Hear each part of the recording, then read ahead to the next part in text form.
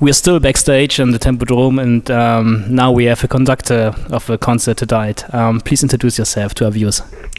My name is Eimear Noone. I'm the conductor for the Symphony of the Goddesses. What really interests me is how complex and ambitious the music of A Legend of Zelda when you compare it to traditional classical music.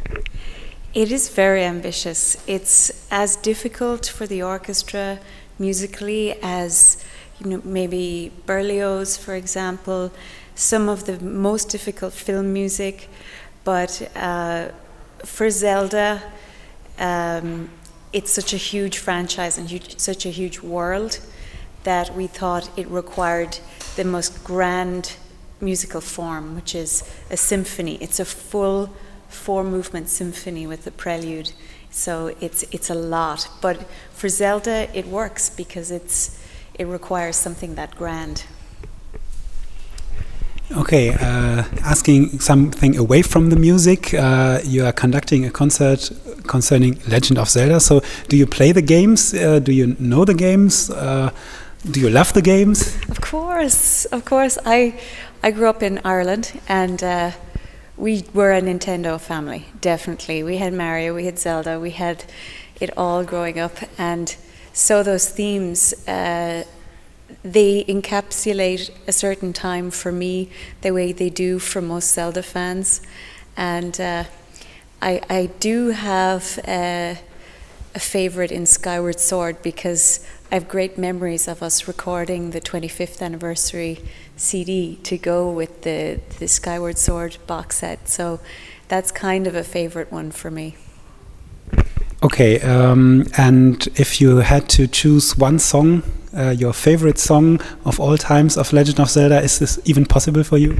I keep changing my mind all the time. I've lived with this music for so long. I think this is our maybe 48th performance, and every time I change the music at my favorite, the boss battles I always love because they're so much fun to perform. But I love the themes from the Twilight Princess as well. So and the Song of Storms. It always rains when we play Song of Storms. So, but I change my mind all the time. A different country, a different orchestra. Is it difficult for you to change, to harmonize with the new people? And what I always ask myself is, if you do a wrong movement, do they anticipate? Can they still play correctly, or is it, impossible for they to keep the tune? I just don't do any wrong movements. Come on, everybody does a mistake from time to time. Well, I absolutely love this aspect of the project. I love meeting the different orchestras. We have Berliner Film Orchestra Babelsberg tonight.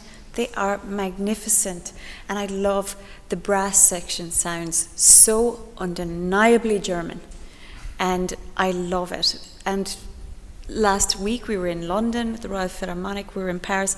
Totally different musical experiences, but for me it means the performance is always fresh. It doesn't get tired, and I get to hear all these great orchestras. It's like different flavors. It's all good, but it's different. And musicians are a global family, so I feel like these are German family members I've never met until now. Okay, I guess we only have one question left. Don't forget to make a photo.